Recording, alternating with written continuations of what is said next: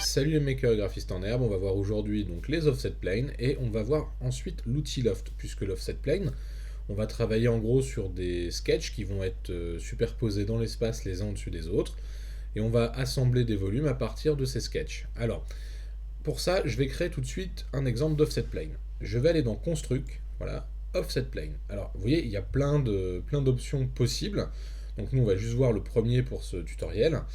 Je clique ici. Qu'est-ce qui se passe? En règle générale, j'ai un plan de référence qui est toujours x, y, z. Et bien celui-ci, vous voyez, je vais le projeter. C'est-à-dire que je vais le mettre ici, par exemple, à 90 mm plus loin.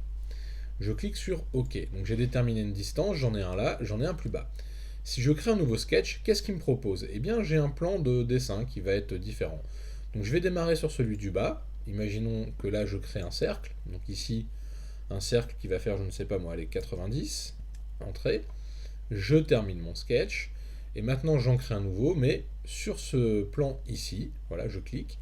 Et là, je vais créer un sketch qui va faire, hop, avec un cercle de 60. Tac, 60. Je me mets en vue 3D et je termine mon sketch. Qu'est-ce qui s'est passé en effet? Alors, ici, je vais pouvoir rassembler ces deux profils pour faire une forme. Pour ça, je vais utiliser l'outil Loft. Donc, je vais sélectionner mon premier cercle et mon deuxième, et les deux vont s'assembler. Notez que ici, j'ai dans le git type plusieurs solutions. Je peux avoir aussi une ligne de centre. Là, ici, vous voyez, c'est sur les côtés, le rail. Et là, c'est une ligne de centre. Donc là, je vais créer un volume si je clique sur OK qui va ressembler à ça. Je vais faire cancel. Alors, maintenant, je vais créer un nouveau sketch. Et ce sketch, je vais le créer, vous voyez, sur la vue de côté. Donc on voit bien mon plan du dessus, mon plan du dessous. Je me mets en vue de côté, je vais prendre ici, vous voyez, ma spline, et je vais cliquer, vous voyez, comme ça, et créer un guide. Ok, mettons-nous en vue 3D, voyons voir ce que ça donne. Donc ici, j'ai bien un plan de référence, un deuxième en bas, et une ligne de guide. Voyons voir maintenant si je termine ce sketch, ou directement cliquer sur Solid, et aller dans l'outil Loft. Alors, ici, je sélectionne un plan de référence, un deuxième, j'ai toujours la même chose, mais au lieu de cliquer sur Rail, je vais cliquer sur Centerline. Eh bien, je clique sur cette ligne. Voilà ce qui se passe. Je vais pouvoir créer des superbes poignées pour des tasses à café. Voilà. On va pouvoir commencer à travailler un peu le design. Je clique sur OK. Il m'a créé mon objet. Alors, l'avantage ici, c'est qu'on va pouvoir aussi travailler avec des formes un peu plus complexes. Je m'explique, enfin plus complexes. Je vais revenir en arrière, hop, je ne l'utilise pas encore, et je vais éditer mon sketch du bas, non, du haut, voilà. Edit sketch. Ici, je ne veux pas un cercle. Imaginons que je veuille un carré. Alors, rectangle, hop, à partir d'un point de centre. Donc là, je tire et je vais mettre 60, tab, pour changer le sélecteur de données, 60. Je tape sur Entrée. Ici, je vais supprimer, vous voyez, mon petit cercle, j'appuie sur T, l'outil trim, et ça va me permettre de supprimer, voilà, comme ça, proprement, tac, mon cercle. Bon, j'aurais pu le faire avant, ça aurait été plus rapide.